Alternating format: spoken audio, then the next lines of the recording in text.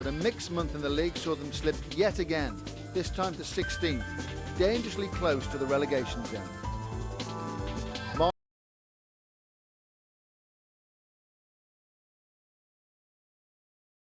March heralded the visit of Leeds United, themselves suffering in a run that had seen them fail to win a game since New Year's Day. And this one looks like Alan Stubbs' effort. Indeed it is, through into the wall against the heels of Kelly. Everton can maintain his possession now with Rosiński. They can get their noses in front. Contest with Leeds United, who themselves have possession at the moment. With Viduka, holds off Weir. This could be dangerous. Harry Kewell's in behind Stubbs, and Kewell gets the shot beyond Simonson initially, but good recovery by the Everton keeper.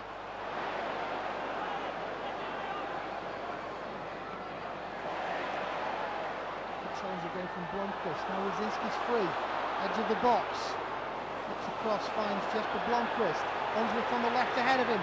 Blomqvist shoots, drags the shot wide.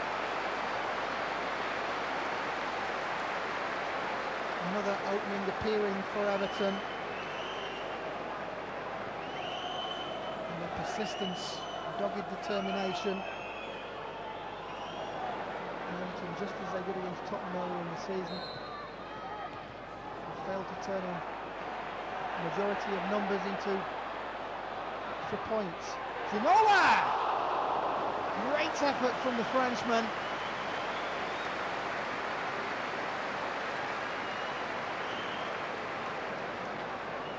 Well, that's what he's been brought here for.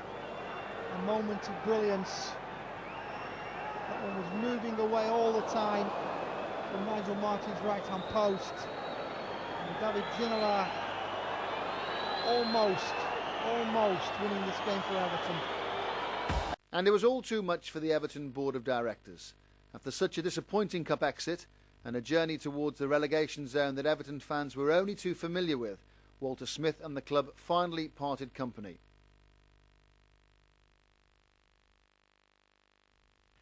Speculation about who might succeed Walter Smith was ended quickly when Bill Kenwright invited Preston North End boss David Moyes to take charge at Goodison Park.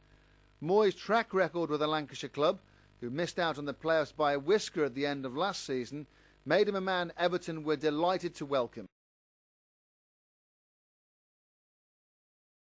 I'm from a city not unlike Liverpool myself. I've been brought up with Glasgow Celtic, Glasgow Rangers. I'm now in a city which the football means as much as it does up there. And I think I'm joining a football club which is probably the people's football club in Liverpool. And the people in the street support Everton. And I hope to give them something over the next few years which they'll be very proud of. He's got a hard job. He's been proving at the same time, man down to save Everton from relegation. I don't think you get jobs in football management when they're easy, and I think we'd all be lying here if we said that we didn't think it was a big job. It's been a big job for all the previous managers, and it'll be no different for me, but one which I'm really positive about. I've got great belief in what can be achieved here, partly because of the people I'm working for now, and we're under no illusions the difficult task we've got this season, but tomorrow morning we'll start. You thrive on the pressure that this situation will give you? I prefer not to be in this situation. I'd rather have the pressure at the top of the league, and I hope that before too long we'll be able to say that here. You're not going to have a lot of time to work with the players before the first game. What do you intend to do? What do you hope to achieve?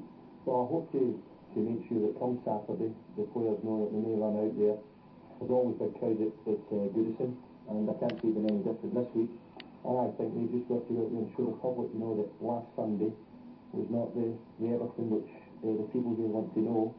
And if in some way I can install that in them by tomorrow, I'll do the best I can. Because I know you've been desperately wanting to manage at the highest level, and you always said that it had to be the right offer at this time to right in Preston.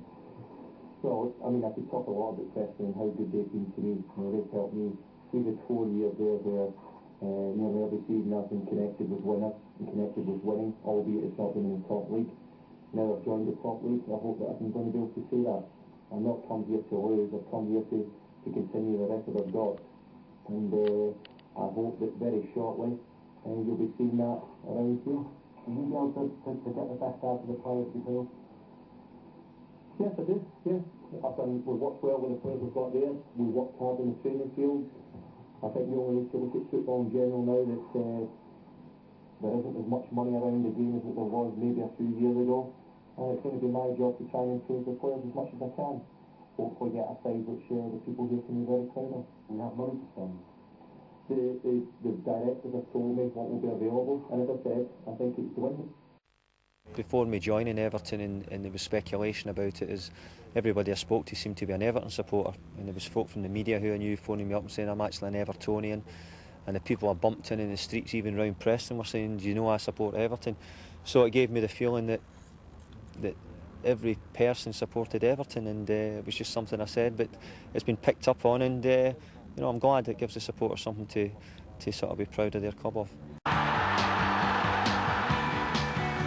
Even you Evertonian! 9 games left. Relegation's a risky business, and Everton have gambled on a 38-year-old with no Premier League experience. In at the deep blue end, David Moyes. He was on a list of 5. I met him, and within 5 minutes it wasn't a risk. He just looked me in the eye and he said, I want to manage Everton Football Club. Bill Kenwright is a fan first, it's his big weakness. How many other owners would be out in the street before kick-off holding court? I think you've made a good move. We've got 9 games. Are we going down? No!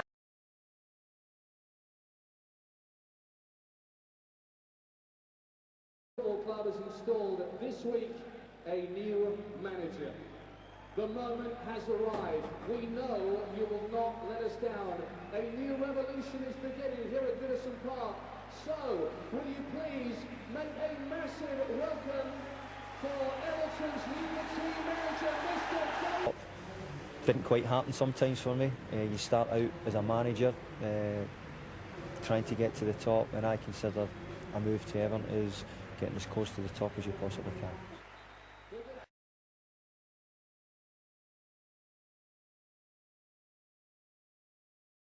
Gaz has gone, Ginola's not around. Moyes made Duncan Ferguson his new captain. So often a new boss means a surge of adrenaline, but rarely like this. Thomas Radzinski touched back to David Unsworth. 27 seconds gone. That's what you call a quick fix. Everton hadn't managed 2 Premiership goals in a game this year. 13 minutes later, Edwin van der Sar froze in Ferguson's headlights. The Scotsman rolled in his first league goal in open play since August. Fulham didn't know what had hit them. Reformed, Everton's Dogs of War. But on the half hour, Thomas Gravesen, already booked, overdid it. Everton were down to 10 men, and Moyes had his first tactical pose-up. Fulham found some fluency. 6 minutes after half-time, Barry Hale spun away to set up Steve Malbranc. And Everton's area turned to quicksand. They couldn't get out of it. Attack played defence. But this week the blue line stretched every sinew. Hales hammered over. The fans dug deep. Ferguson joined in at centre-half. And 4 minutes from the end, when Sahar hit the bar, Fulham faced up to a 5th straight league defeat. Revolution? Forget it. Sheer resolution had clinched David Moyes a debut victory in the Premier League. He's already a true blue. I won't forget the opening 30 seconds, that's for sure. Dream start, but a hell of a game. The lads have answered a few critics today. I know it's only 1 game, but if we can do that till the end of the season, we'll be okay. What do you take most from today in terms of the players' performance? I think a big heart, commitment, the way they started the game, they wanted it bad today, and I thought they showed that. It was really sharp, and we were zipping it around, and it was good, it was lively. We've come in today, and the gaffer's come out on the field before the game and took the warm-up, which is unusual, but it was good because he got us all together. And he's gone out there and he's just told us really after the disappointing result and performance last week against Middlesbrough, he said just go out there and put it right, and you know, we've done that. Well, it's just, we've got out of the traps, you know, we're flying, you know, we're really up for it, and Thomas Radzinski's just laid one back, and of course it's sweet, and you know, it's a great start for us. Oh, it was fantastic. I feel as if I've been here 6 weeks instead of 2 days, but I'm just delighted we got the result. It was hard fought, the way the game went, and you know, the atmosphere inside Goodison today was incredible. I dreamt it would win and would score goals like that, but I certainly didn't dream about the way the game would go, because Fulham played well against us and we had to work really hard to be in the game. But when you're at the bottom end of the table, you're going to have to do that.